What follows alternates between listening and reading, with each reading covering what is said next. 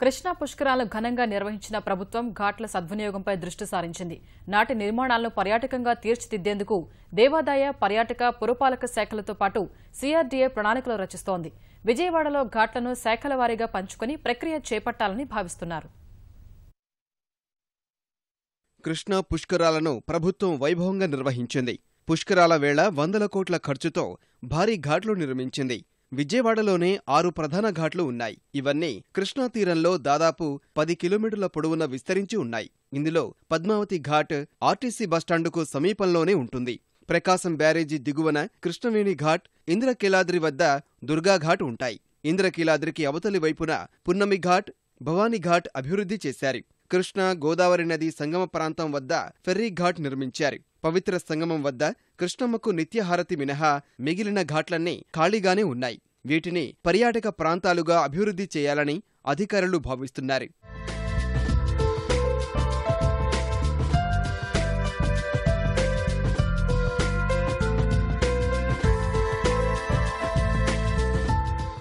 అమ్మవారి దర్శనానికి వచ్చే యాత్రికులు దుర్గాఘాట్లో స్నానాలు చేస్తున్నారు. మిగతా ఘాట్లు నిరుపయోగంగా ఉన్నాయి. ఇటీవల ప్రకాశం బ్యారేజీకి భారీగా వరద నీరు చేరికతో ఆ నీటిని కిందకు వదిలారు. ఆ అందాలను చూసేందుకు తరలివచ్చిన సందర్శకులతో ప్రకాశం బ్యారేజీ వద్ద సందడి కనిపించింది.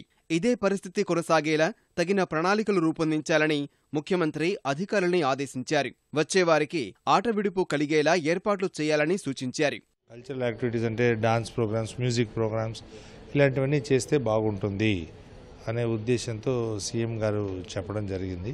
ఇది విజయవాడ ఉన్నది, అటువైపు అమరావతి, గుంటూరు, ఇదంతా కూడా ఒక పెద్ద హబ్గా మనం భావిస్తే అక్కడ యాక్టివిటీస్ రావాల్సిన అవసరం ఎంతైనా ఉన్నది. ఇప్పుడు మనం యాక్టివిటీస్ అవి డిఫరెంట్ ఆర్గనైజేషన్స్కి మనం అప్పచెప్తే అక్కడ శానిటేషను, లైటింగు, తర్వాత సెక్యూరిటీ ఇవన్నీ చూసుకుంటూ అక్కడ కల్చరల్ ప్రోగ్రామ్స్ అవన్నీ ఆర్గనైజ్ చేయాలి.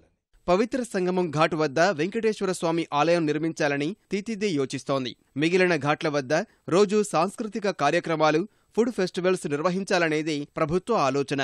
గుజరాత్ సబర్మతి తీరంలో ప్రైవేటు సంస్థ ద్వారా కార్యకలాపాలు నిర్వహిస్తున్నారు. ఇక్కడ అలాంటి వ్యవస్థ ఏర్పాటు చేసే యోచనలో ఉన్నారు.